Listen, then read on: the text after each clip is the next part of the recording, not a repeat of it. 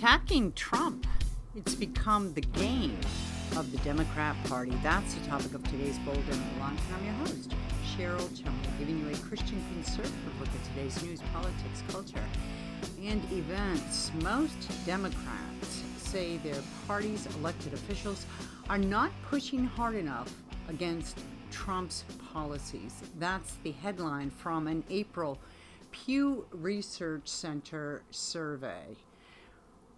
Most Democrats say they're not pushing hard enough against Donald Trump. Just look at what's going on in the court system, for crying out loud. Everywhere you look, every court system around America, it seems like, has a suit before it that is pushing back against the Trump agenda. Yes, I know that is an exaggeration, but not by much. Before I get into more of that, I want to quickly mention, if you like Bold and Blunt, you may get Bold and Blunt at edify.app, at Real Life Network. That is the faith-based news outreach of Pastor Jack Hibbs's Calvary Chapel, Chino Hills Church in California. You may also get Bold and Blunt at Washington Times, at washingtontimes.com. Scroll to the bottom of the page, find the newsletter section, click on it, and find Bold and Blunt with Cheryl Chumley. That's my newsletter, comes out Monday, Wednesday, Friday each week. Just enter your email address and you'll be signed up for my commentaries and my Bold and Blunt podcast to be delivered right to your email box three times a week. You can also get Bold and Blunt, of course, wherever podcasts are available. Let's go back to this Pew Research survey. Most Democrats say their party's elected officials are not pushing hard enough against Trump's policies. With President Donald Trump in the White House and the GOP in control of Congress, that is such a nightmare for Democrats, right? This is their worst nightmare. This is their worst case scenario, and they just don't know how to react. So anyhow, with Trump in the White House, GOP in control of Congress, Pew writes, 83% of Democrats and Democratic-leaning independents say it is extremely or very important that Democratic elected officials push hard against Trump's policies when they disagree.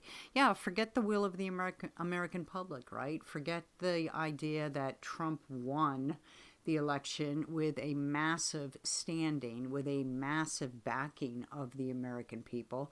It was only the far, far left, right, that just hated Trump and would rather have a feckless puppet like Joe Biden, followed by his equally feckless but more dangerous, because she wasn't mentally compromised, Kamala Harris as president, than they would the pro-America, pro-individualism, pro-God-given individual rights and liberties President Donald Trump. A far smaller share, Pew writes, meaning 44%, say it's important that party officials find areas of common ground where they can work with Trump.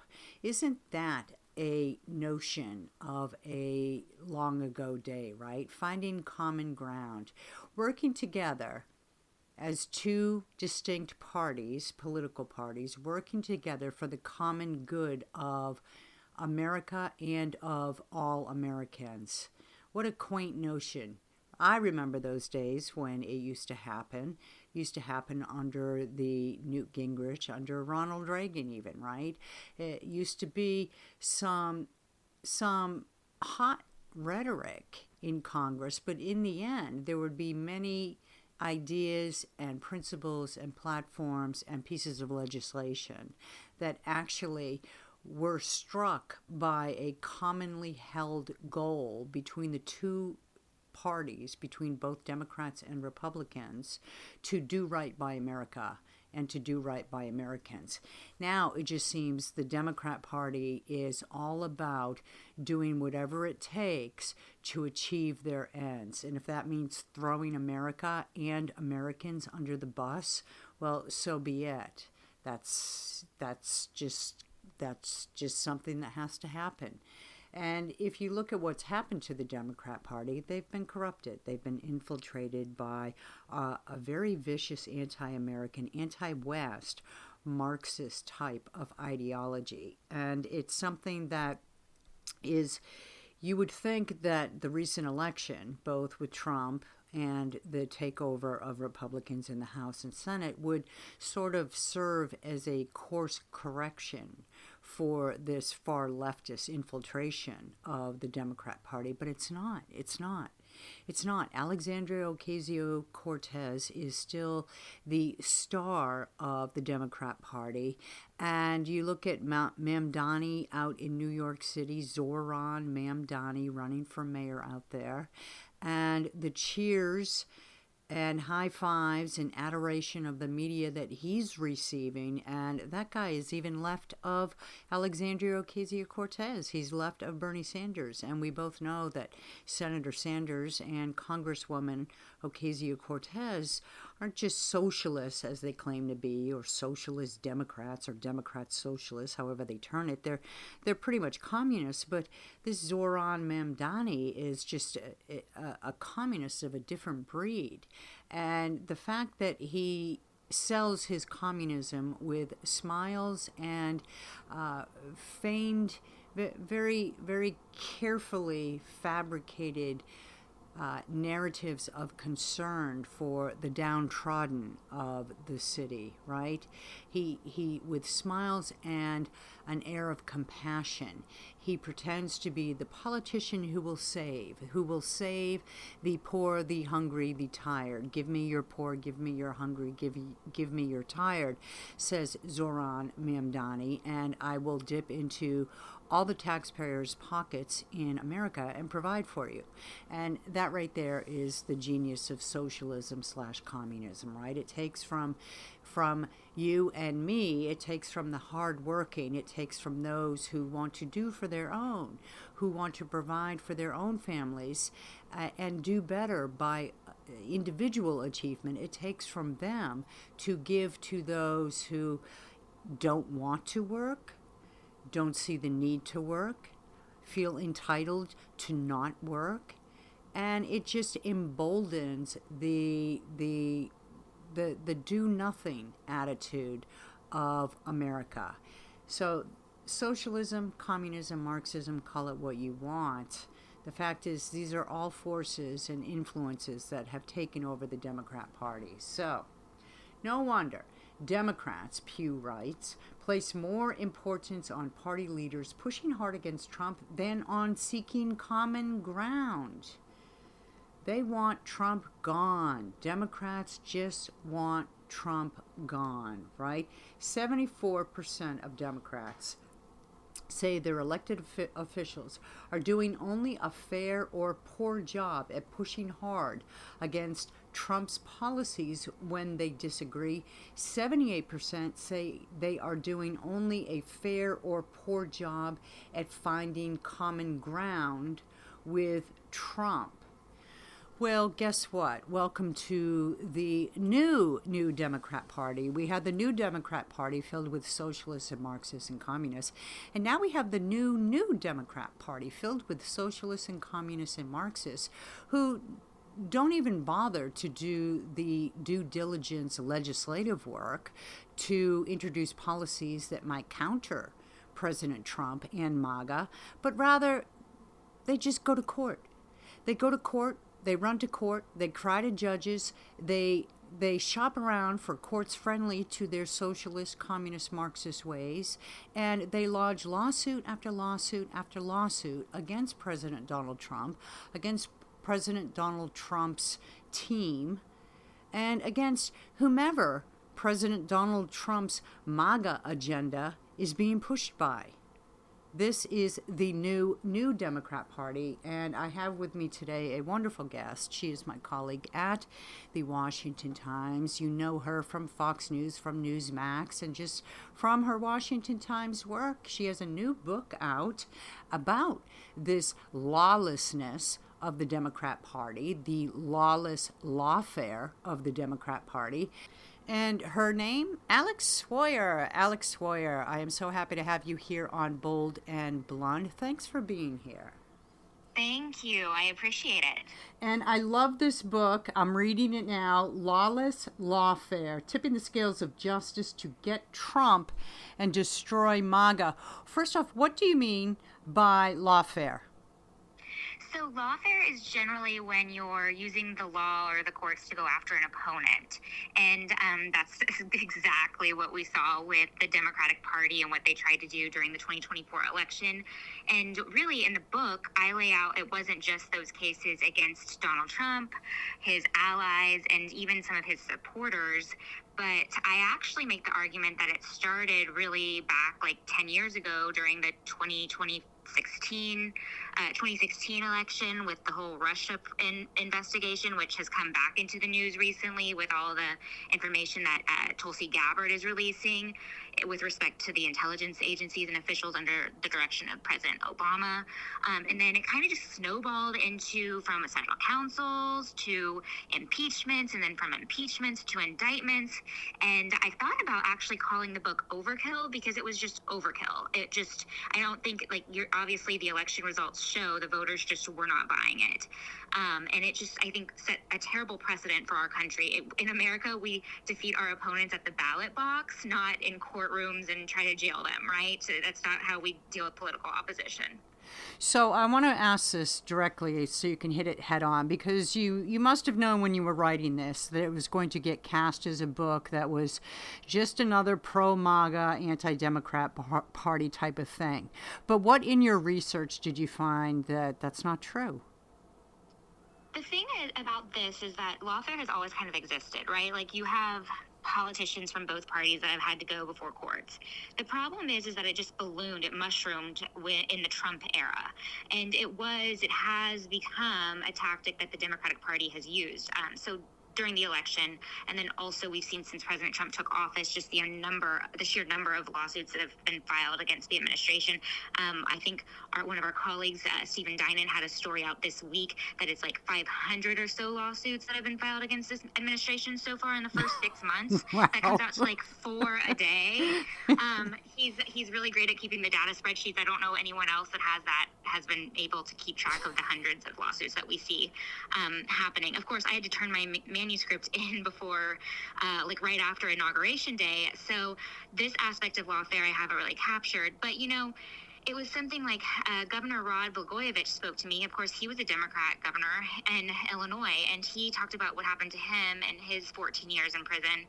And so it's really something he suggested maybe President Trump could create a presidential commission and appoint people, like bipartisan individuals, Democrats, Republicans, everybody, and see if they can come up with a solution to kind of safeguard the courts so they don't become politically weaponized. So what's the longer term impact to the average American here? Because certainly this isn't just about Trump or get Trump. There's a longer consequence at play here. Yeah, so I think First Amendment rights are at stake twofold with that. So during my research, I found a couple in Texas that had counter-protested the Biden campaign bus, and Big Law and some former Texas Democratic senator had sued them under the Ku Klux Klan Act, basically claiming they violated the right to vote. And this couple had to go to trial. They had to basically assert their First Amendment rights. They won. But it cost them hundreds of thousands of dollars, in legal fees. So it's like, you think about what we heard from the press and all the coverage of the Trump litigation, and like those, like Steve Bannon, Peter Navarro, his inner circle, but you forget and you don't know about, or you don't hear widely about just your average voters that were caught up in this type of lawfare. Another aspect that I found truly troubling, and this goes back to Trump, is this idea of, as a lawyer, I think if anyone has a right to speak freely and defend oneself, it's a defendant in a criminal case looking to potentially lose their liberty and go behind bars. And President Trump faced gag orders in all 4 of his criminal trials, his criminal indictments and cases. So during that time, it was like about 90 campaign rallies that he did while under these criminal court gag orders. And for me, I just think I find that extremely troubling as someone who treasures the First Amendment and the political speech, the protection we have for it in our country. It's terrible that type of precedent was allowed to be set.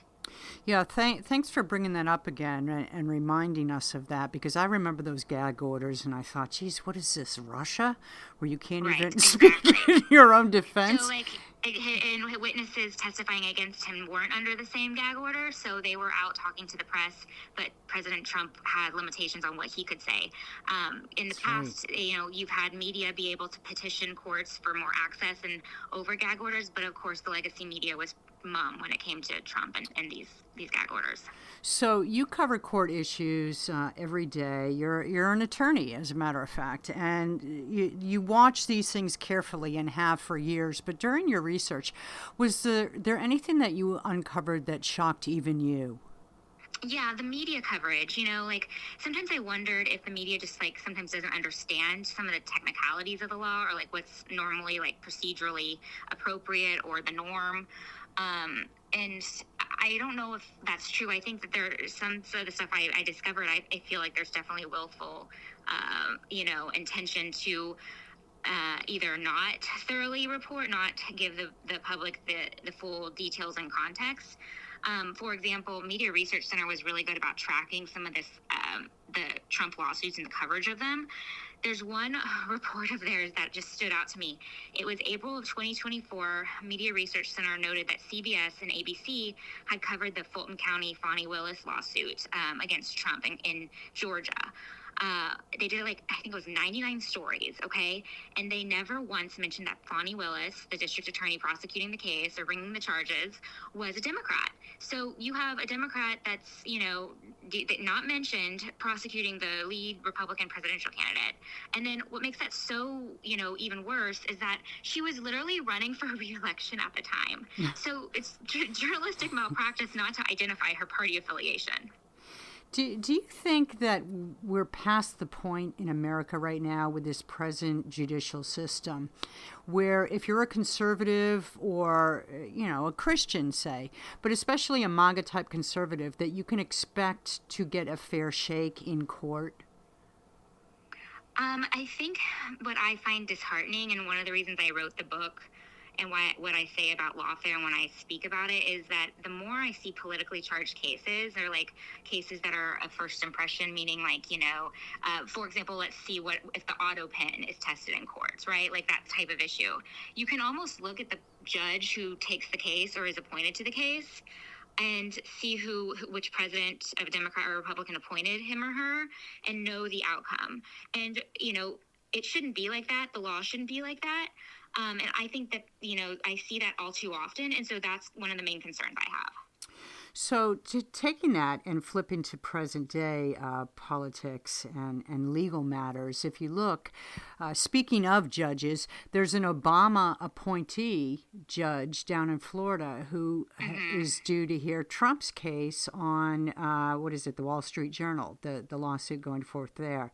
What are your predictions there? I don't know if you can give predictions, but what's your take on this? So my take at first glance, when the lawsuit was first filed, is a couple things. One, the standard for libel and defamation, if you're a public figure like the president, is really, really hard. You have to prove actual malice, which means to show basically that what was said or printed about you that was knowingly done so falsely, right? So you have to show it wasn't, somebody made a mistake, it was actually intended. So that's a much higher standard. So the second part, though, on the flip side is, and Cheryl, you probably know this too, is one of the things I find suspect in the Wall Street Journal report is that they describe the alleged, birthday note that President Trump supposedly drew and wrote to Jeffrey Epstein, but they don't they never publish it, right? And they don't. They don't talk about how they have it in their possession or anything. And usually as reporters, when we get something like this or a tip, we say at the very least, well, let me see it. Right? So it makes you wonder, was it just described to them? Did they not really actually see it? Do they not have it in their possession? I'm not really sure. But I think that's a fact that could, help the president in this case. Going forward. He also noted in the lawsuit that his White House counsel had been, the Wall Street Journal reached out to the White House counsel's office, or the White House, I guess, for comment, and that the White House counsel, the lawyers, responded and told them it was false or it was fake. But they went ahead with the story anyways. So, there's it's yet to be seen. I don't really know if I have a big prediction yet, just because it's a complicated area of law. But those are kind of like the big ticket items that I'm like monitoring in this developments. Yes, and the same too that I thought were hot points too, especially when you consider the media false reports that plagued Trump his entire first administration. So I mean, Yeah. I think we should all be suspicious right now what's going on with the Wall Street Journal. Extra cautious in terms of like what type of tips that and scoops reporters are getting, and wanting to see more proof before, darting off to like get a story out. Yes. Two other issues, modern day events I want to discuss with you, the Tulsi Gabbard matter. What's your take on what's going on here?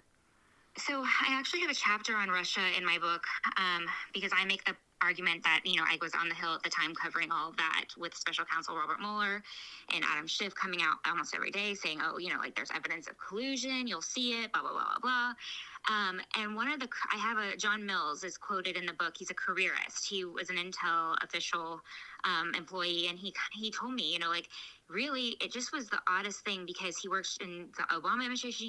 He's worked across different party administrations, and he said it just was like Russia came out of nowhere. All of a sudden it was like every meeting was Russia. And then now that we're getting this kind of news from Gabbard about how it looks like the intelligence agency wasn't necessarily worried about Russia in terms of like looking to help Trump, more just sow chaos in the election or whatever, and not colluding with Trump. It just looks like that what he was telling me is the case, that all of a sudden there was like this narrative shifted, maybe from up top. Yeah, it was very curious. Even if you only followed the whole Russia collusion narrative from just sort of glancing at headlines type of coverage, that's all there was. It was right. So, I think that's going to be very interesting in the days and weeks, and knowing Washington, D.C., months, maybe even years to come on this Tulsi thing. But there's a case that could come before the U.S. Supreme Court that, honestly, personally speaking, I have been wishing would come up again for a very long time, since 2015.